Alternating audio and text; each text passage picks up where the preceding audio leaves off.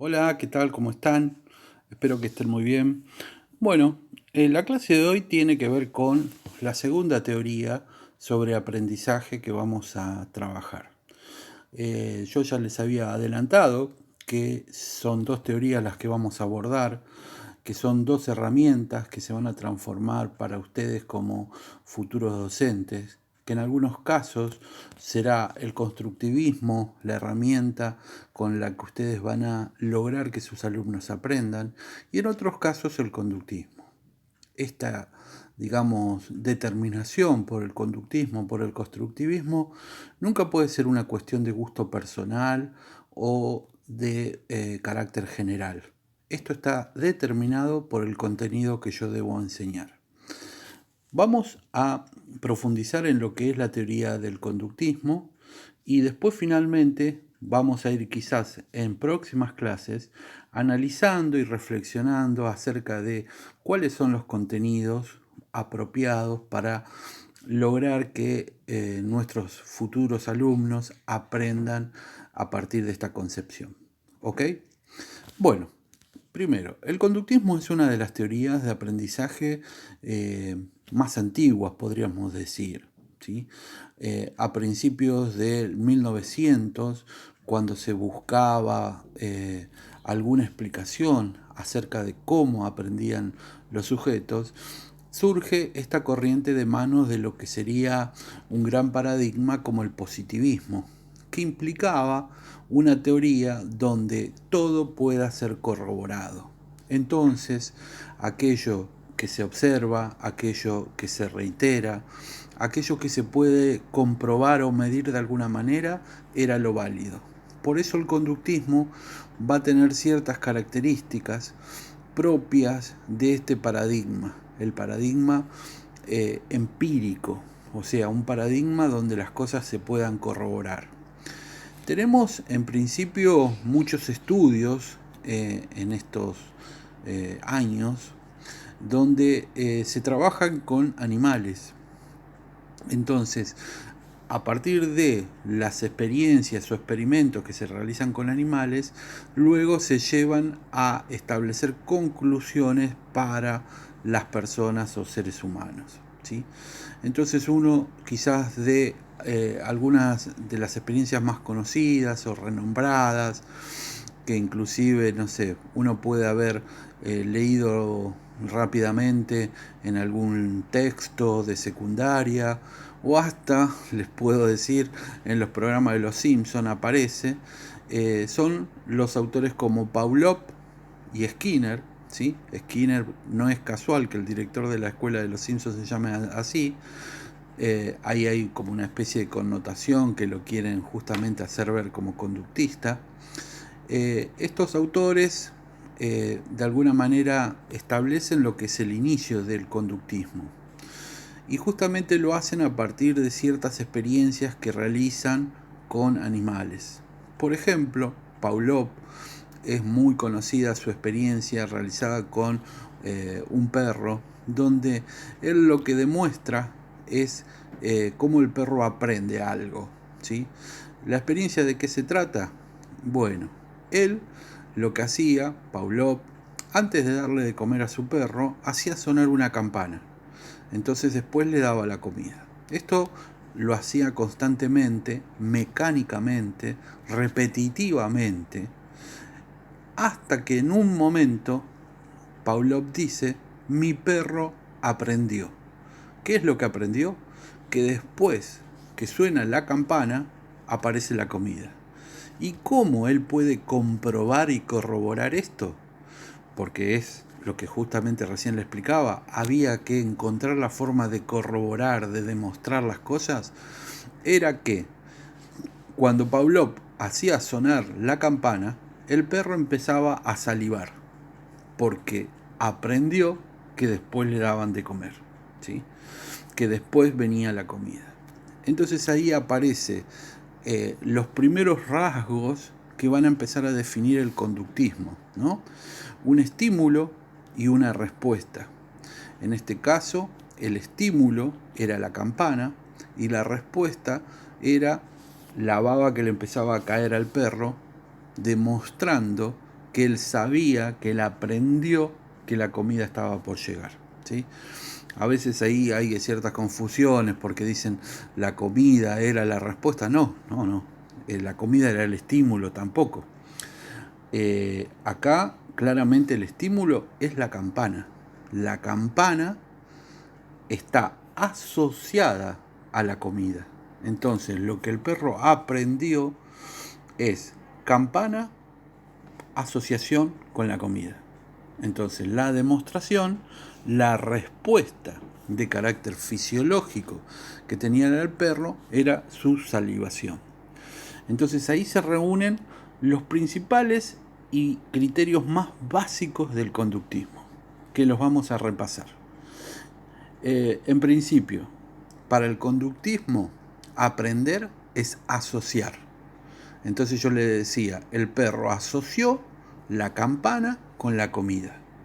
Eso es aprendizaje para el conductismo. ¿Qué logró Pavlov? Que al hacer sonar la campana, el perro salive. Al tener un estímulo, consigue una respuesta automática y hasta de carácter fisiológico, ¿sí?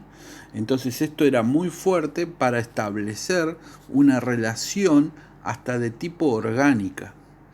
El conductismo surge de esta manera.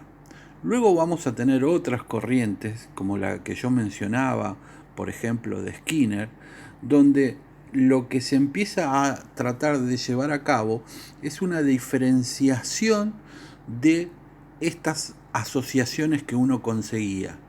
¿Cómo conseguía esa asociación? ¿De qué manera? ¿Qué condicionantes se le ponía al sujeto para lograr esas asociaciones? Entonces ahí el conductismo empieza a diversificarse.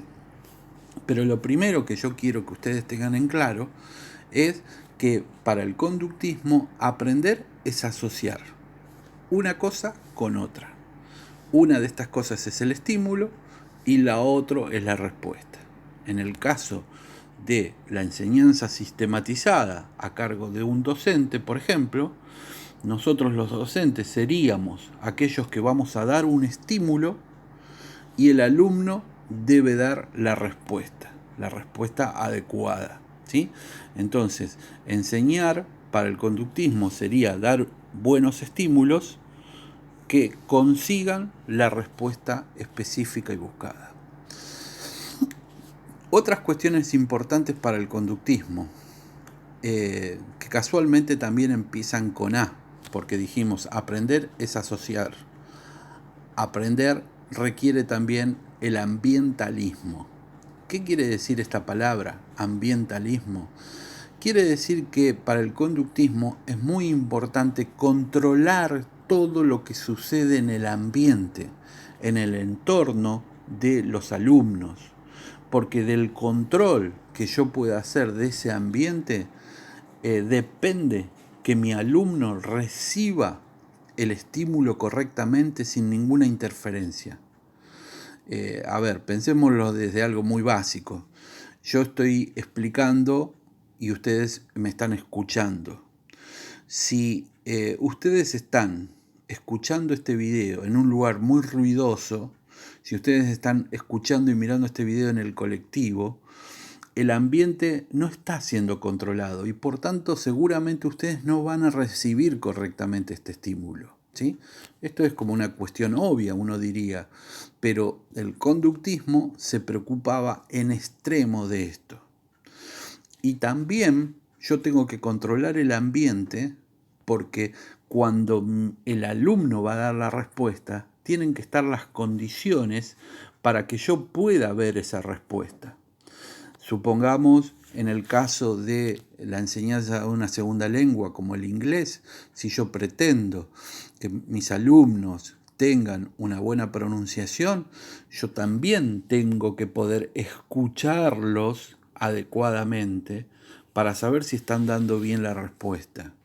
O en el caso de educación física, si yo espero que ejecuten alguna habilidad motora, podrían, por ejemplo, necesitar una colchoneta, y eso es parte del ambiente. que yo tengo que proveer y tengo que haber establecido de antemano para que mi alumno pueda dar la respuesta adecuada. Y yo le decía que continuamos con las A. Ahora el otro concepto, el tercer concepto que quiero explicarles es el antimentalismo. El conductismo es antimentalista, ¿sí? Entonces repasamos. Asociación con A es aprender. Ambientalismo es importante para que yo controlo y los alumnos puedan aprender. Y ahora, antimentalismo. ¿Qué quiere decir esto? Bueno, básicamente vamos primero justamente a interpretar esto. Deja de lado la mente, porque cuando yo pienso a mis alumnos desde una postura o un paradigma conductista, no me importa lo que piense el alumno. A mí me importa lo que hace. A mí me importa la respuesta que da, ¿sí? Si yo le doy un estímulo, estoy buscando una respuesta. Si el alumno piensa o cree o reflexiona, eso para mí no importa. A mí lo que importa es que llegue a la respuesta, a la conducta que yo espero. Después, ¿qué pasó en su cabeza para llegar a esa respuesta? No me interesa. Entonces, el conductismo, en otros términos, muchas veces se dice, se preocupa por el input, o sea, lo que entra, y el output, lo que sale. Perdón mi pronunciación. Lo que entra y lo que sale. No lo que sucede mentalmente, ¿sí? Entonces, estas tres ideas son centrales para que empecemos a entender qué es el conductismo, ¿sí? Aprender es asociar. Para aprender tiene que haber control del ambiente y para aprender la mente no es necesaria, es antimentalista. Yo solo me voy a preocupar porque el alumno dé la respuesta correcta o adecuada que yo estoy buscando. A todo esto subyace una idea de homogeneidad de los alumnos, porque si yo creo que voy a dar un estímulo y todos mis alumnos van a dar la respuesta adecuada, es porque estoy pensando que todos mis alumnos son iguales. Atención con esto. No puedo considerar, por ejemplo, que algún alumno tenga una experiencia distinta a otro, que tengan saberes previos. No puedo pensar que tengan dudas o inquietudes, porque eso tiene que ver con su mente, a mí no me importa. Entonces, el conductismo subyace detrás de esa teoría que los alumnos son homogéneos, que todos llegan a una clase en las mismas condiciones y que por tanto deben responder de igual manera. Entonces, aquel que no pueda dar la respuesta adecuada es un alumno, lo voy a decir así como haciendo algo caricaturesco, el que no pueda dar la respuesta adecuada tiene un problemita, ¿sí? Lo digo así, pero la teoría realmente lo marca de este modo. Por tanto, si no das la respuesta adecuada, vos tenés un problema, no el profesor, porque el profesor dio el estímulo que a él le explicaron y le enseñaron, hace esto y todos van a aprender. Pero bueno, aquí empieza un poco la cuestión de poder criticar también el conductismo, ¿no? Cada sujeto, cada alumno tiene sus tiempos, sus maneras, sus formas de comprender, pero esto no es parte del conductismo. Eso quizás tiene mucha más fuerza en el constructivismo.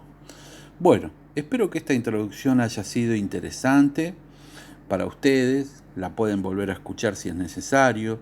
Les sugiero que puedan tomar algunos apuntes de lo que acabo de explicar.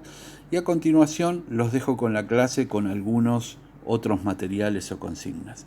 Espero que sigan muy bien y que nos podamos muy pronto encontrar, ya sea a través de una pantalla, virtualmente o por qué no presencial, ¿sí?